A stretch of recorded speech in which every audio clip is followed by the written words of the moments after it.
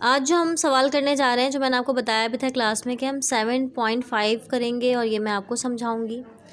देखिए यहाँ पर सबसे पहला लफ्ज़ जो इंग्लिश में लिखा है वो है कंप्यूट। ठीक है, इसको मैं जूम कर लिया, कंप्यूट है। कंप्यूट की जगह फाइंड भी लिखा हुआ हो सकता है और कैलकुलेट भी लिखा हुआ हो सकता है। इसका मतलब होता है कोई चीज़ हमें मालूम करने के लिए वो कह रहा है सवाल में, कह रहा है कंप्यूट द ग्रेविटेशनल फोर्स। हमें क्या मालूम करनी है? Gravitational force. ग्रेविटेशनल जो फोर्स होती है उसका ताल्लुक होता है ग्रेविटी से, और ग्रेविटी की जो फोर्स है उसका ताल्लुक होता है ज़मीन से, वो हमें अर्थ से मिल रही होती है। ठीक है, अच्छा यहाँ पर ये जो फोर्स है एक अलग एलिमेंट है जिसको हम शो करते हैं एफ से, और ग्रेविटेशनल लफ्ज़ जो है वो निकला है ग्रेविटी से, और इसको हम शो करते हैं ग्रेविटेशनल कैपिटल जी से। ठीक है, अच्छा उसके बाद है अट्रैक्शन। अट्रैक्शन का मतलब है कशिश करना, अट्रैक्ट करना। एक चीज़ दूसरी चीज़ को अपनी जानिब खींचती है, या उन दोनों के दरमियान एक ऐसा खिंचाव मौजूद होता है जो हमें दिखाई नहीं देता, लेकिन वो दो बॉडीज़ को आपस में एक दूसरे से कनेक्ट कर रहा होता है, अट्रैक्ट कर रहा होता है। बिटवीन का मतलब होता है दरमियान। टू बॉयज़ मतलब दो लड़के। ऑफ मासेस, उनके मास हैं 50 kg और 40 kg। ये इन दोनों की क्या है? दोनों बॉयज़ के मास हैं। रिस्पेक्टिवली का मतलब तरतीब से। Apart from each other by 1 metre, और वो कितने फासले से है? 1 मीटर। यानी कि ये इस तरह समझ लें, आप एक लाइन में ड्रॉ कर रही हूँ ना, ये फ़र्ज़ कर लें ये 1 मीटर की लाइन है। ठीक है, ये 1 मीटर की लाइन है। एक जो बॉय है वो यहाँ है और जो दूसरा बॉय है वो यहाँ पर है। ठीक है, इसका जो मास है वो m1 कहलाएगा, इसका जो मास है वो m2 कहलाएगा। इसका मास 1 कितना है? 50 kg, और इसका मास कितना है? 40 kg। क्लियर हो गई बात यहाँ पर?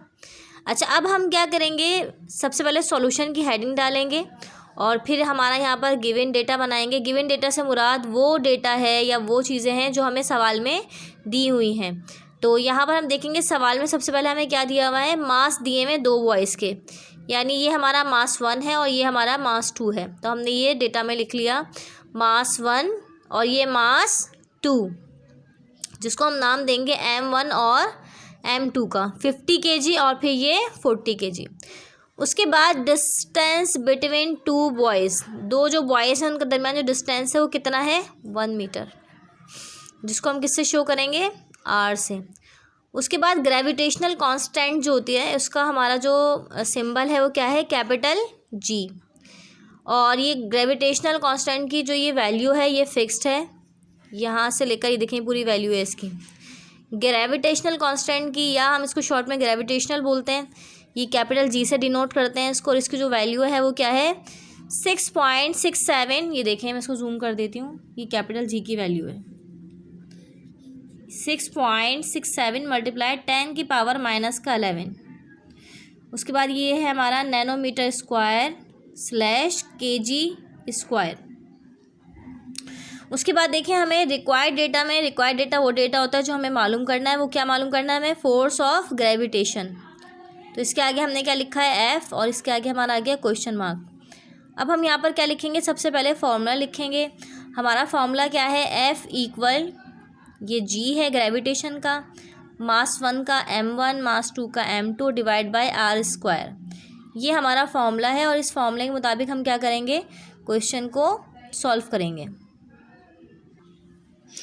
देखिए मैंने समझाने के लिए क्या किया है, यहाँ पर फॉर्मूला जो है वो कॉपी कर लिया रजिस्टर पर। F इक्वल, ये G ग्रेविटेशनल का, m1 m2 mass 1 mass 2 divide by r²। अब हम यहाँ पर क्या करेंगे? इस फॉर्मूले में वैल्यूज़ को पुट करेंगे। F इक्वल, ये जो F है ये तो हमें मालूम करना है ना, ये फोर्स का है। G की वैल्यू मैंने अभी आपको बताई थी कि आप याद कर लें। G की वैल्यू क्या है? 6.67 मल्टीप्लाई बाय 10 की पावर माइनस का 11। ये हमारी क्या है? वैल्यू है। अच्छा देखें यहाँ पर ऊपर फॉर्मूले में देखें आपको ये 3 चीज़ें लिखी हुई हैं, ग्रेविटेशन, फिर ये मास 1 है और फिर ये मास 2 है। ये 3 चीज़ें लिखी हुई हैं, और इन तीनों के दरमियान जो साइन मौजूद है दरमियान में, वो इनके क्या मौजूद है? मल्टीप्लाई। तो ये पहले तो हम ग्रेविटेशन का 6.67 मल्टीप्लाई 10 की पावर 11, ये पूरी हमने वैल्यू लिखी है। ठीक है, उसके बाद मास 1 से पहले G के बराबर में क्या साइन है? मल्टीप्लाई की, हम ये लगा लेंगे। ठीक है, मल्टीप्लाई की साइन आ गई। मास 1 हमारा सवाल में कितना दिया हुआ है? 50 kg, तो उसका ये 50 आ गया। उसके बाद M1 और M2 में भी दरमियान में मल्टीप्लाई की साइन है, वो हमने लगा ली। उसके बाद हमारा M2 कितना दिया हुआ है 40, ठीक है। अच्छा, ये हमारा क्या आ जाएगा, ये डिवाइड आ जाएगा।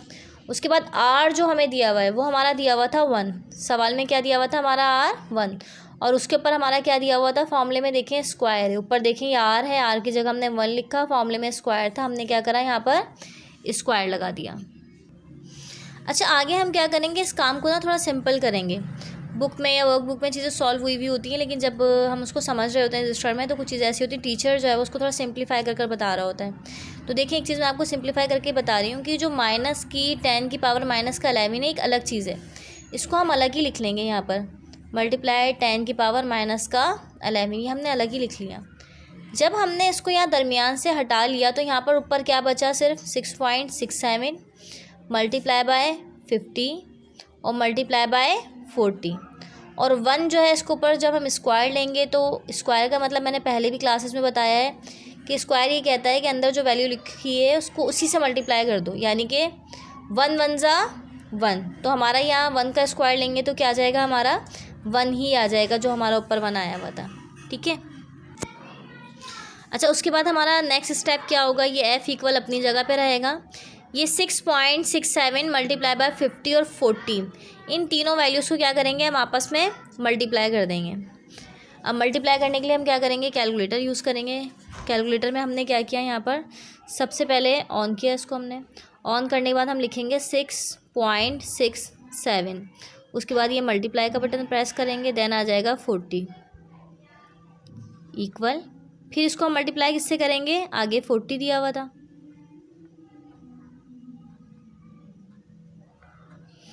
देखें ये हमारा आंसर आया। ये हमने 6.67 को मल्टीप्लाई किया है 50 से, फिर मल्टीप्लाई किया हमने 40 से, तो जो हमारा आंसर आया है कैलकुलेटर में देखें ये क्या आया हुआ है, 13340। ये हम इसको लिख लेते हैं। यहाँ पर हमारा जो आंसर आया है वो क्या आया है, ऊपर ये ना कैलकुलेटर में लिखा हुआ भी 133 और ये 40, देन मल्टीप्लाई बाय 10 की पावर माइनस का 11 ऐसी ही दी हुई है, ये देखें। अब यहाँ पर हमारा अगला स्टेप क्या होगा, हमने जो अपनी वैल्यू है फोर्स की उसको क्या करना है, श्रिंक करना है, उसको स्मॉल करना है। जिस तरह यहाँ पर ये मल्टीप्लाई 10 की पावर माइनस 11 आ रही है, यहाँ पर भी हमने यही करना है, इस वैल्यू में हमने 10 की पावर लेकर आनी है। तो हम क्या करेंगे, देखें स्टेप हमने क्या करा, यहाँ पर पहले तो ये 1, ये 33 है हमारा, और क्या दिया हुआ है, ये 4 दिया हुआ है, ठीक है। अब यहाँ पर देखें, गौर करें, पॉइंट अगर कहीं पे भी नहीं है तो कहाँ पर दिया हुआ है, यहाँ पर। अगर वैल्यू कोई भी सादी लिखी हुई है, देखिए मैं जूम कर देती हूँ, पॉइंट कहीं नहीं है तो अंडरस्टूड क्या होता है, हम ये मान लेते हैं कि पॉइंट कहाँ दिया हुआ है, लास्ट में दिया हुआ है। अब पॉइंट से पहले हम क्या करेंगे, वैल्यूज़ गिनेंगे कि हमें पॉइंट लगाना कहाँ है। पॉइंट हमें लगाना है एक डिजिट के बाद, यानी कि हमें पॉइंट लगाना है, ये 1 हमारा एक डिजिट है, इस 1 के बाद हमें यहाँ पॉइंट लगाना है, ठीक है। तो हम क्या करेंगे, इससे पहले वैल्यूज़ गिनेंगे, हमारी कितनी वैल्यूज़ हैं, ये 1, उसके बाद ये 2, उसके बाद ये 3 और उसके बाद ये 4। ये मैंने रफली लिखा है, ठीक है। ये 1 2 3 4 मैंने आपको काउंट करवाने के लिए रफली लिखा है, लिखना नहीं होता। तो ये 4 वैल्यूज़ के बाद हम पॉइंट कहाँ पर लेकर आ रहे हैं, यहाँ पर। तो जब हम पॉइंट यहाँ पर लेकर आएंगे तो हम इन पॉइंट की वैल्यू की वजह से यहाँ पर क्या लगा देंगे, मल्टीप्लाई बाय 10 की पावर 4, ठीक है। और उसके बाद ये ऊपर तो दिया हुआ ही था, मल्टीप्लाई 10 की पावर माइनस का 11, ठीक है। अब हमारा आगे का काम क्या होगा, हमारा आगे का काम ये होगा कि हमने यहाँ पर f लिखा, इक्वल लिखा, ये 1.334 ऐसे ही रहा।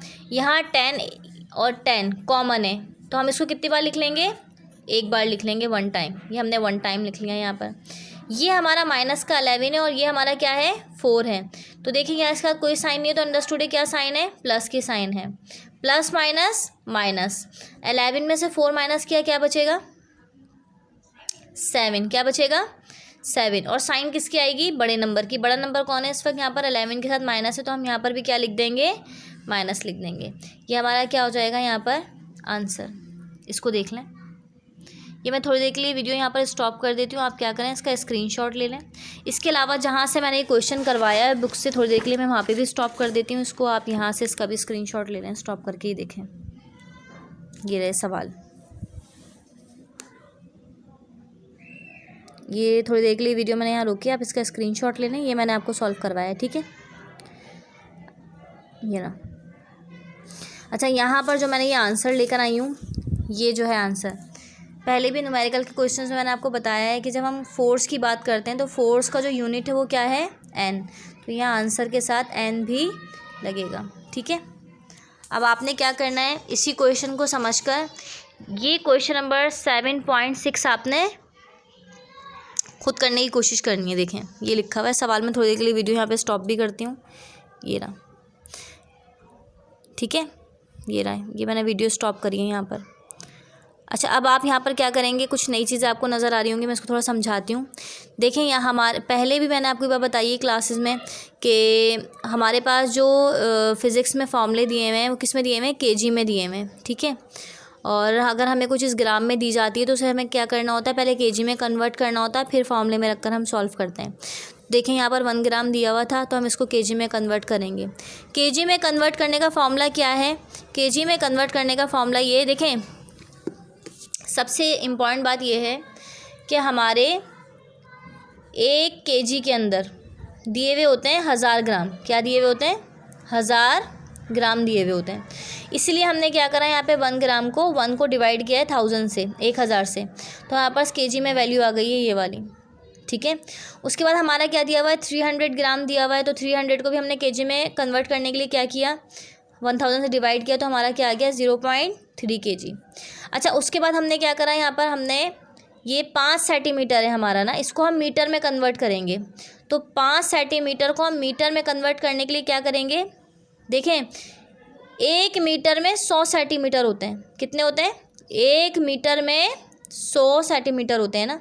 तो यहाँ पर ही क्या दिया हुआ है, 5 सेंटीमीटर दिया हुआ है। क्या दिया हुआ है, 5 सेंटीमीटर। तो 5 सेंटीमीटर को मीटर में कन्वर्ट करने के लिए हम किससे डिवाइड करेंगे, 100 से डिवाइड करेंगे। किससे करेंगे, 100 से। ऊपर जब हम ग्राम को केजी में कन्वर्ट करते हैं तो 1000 से डिवाइड करते हैं। जब ग्राम को हम क्या करते हैं, केजी में कन्वर्ट करते हैं तो किससे डिवाइड करते हैं, 1000 से। और जब हम सेंटीमीटर को कन्वर्ट करते हैं मीटर के अंदर तो डिवाइड किससे करते हैं, 100 से। ये बात याद रखनी है। क्यों, क्योंकि 1 केजी के अंदर क्या होते हैं, 1000 ग्राम होते हैं। इसी तरह 1 मीटर के अंदर 100 सेंटीमीटर होते हैं। ये बात आपने याद रखनी है, ठीक है। तो हमने क्या करा, हमने यहाँ पर कन्वर्ट किया है, एक ये वैल्यू कन्वर्ट की है केजी में, एक ये की और एक ये मीटर में कन्वर्ट की है। उसके बाद जी की पावर मैंने आपको बताई थी, ग्रेविटेशनल की पावर है, ये आपको याद रखनी है। कितनी दी हुई है इसकी वैल्यू, 6.67 मल्टीप्लाइड 10 की पावर -11। ये आपने याद रखनी है। जब पेपर में भी जाएंगे न्यूमेरिकल आएगा, आपको ये वैल्यू ग्रेविटेशनल की खुद मालूम होनी चाहिए। उसके बाद हम क्या करेंगे, यहाँ पर देखें ये रिक्वायर्ड डेटा में हमें फोर्स ही मालूम करनी है। इससे पहले न्यूमेरिकल में भी हमने फोर्स ही मालूम की है। अब यहाँ पर देखें फॉर्मूला वही है हमारा पुराना वाला, F इक्वल ये G है m1 m2 divide by r²। G की जगह पर फॉर्मूले में G की वैल्यू आ गई। उसके बाद m1 की जगह हमारा ये आ गया, ये हमारा m1 है।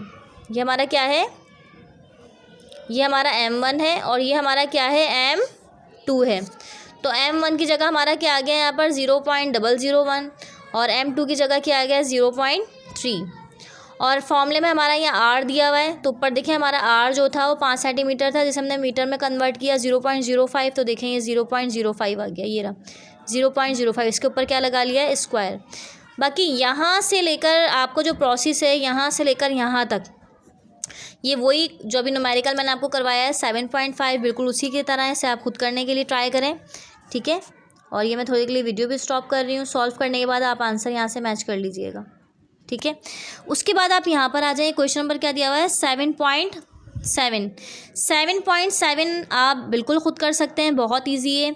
आपने जैसे 7.5 क्वेश्चन किया है, जैसे आपने 7.6 किया है, इन दोनों ही की तरह ये 7.7 भी सॉल्व होगा। यहाँ पे मैं देखें वीडियो स्टॉप कर रही हूँ। अगर आपके पास बुक भी अवेलेबल नहीं है तो आप ये थोड़ी देर के लिए वीडियो यहाँ स्टॉप करके स्क्रीनशॉट लेकर और इसे सवाल को कॉपी कर सॉल्व कर सकते हैं, ठीक है।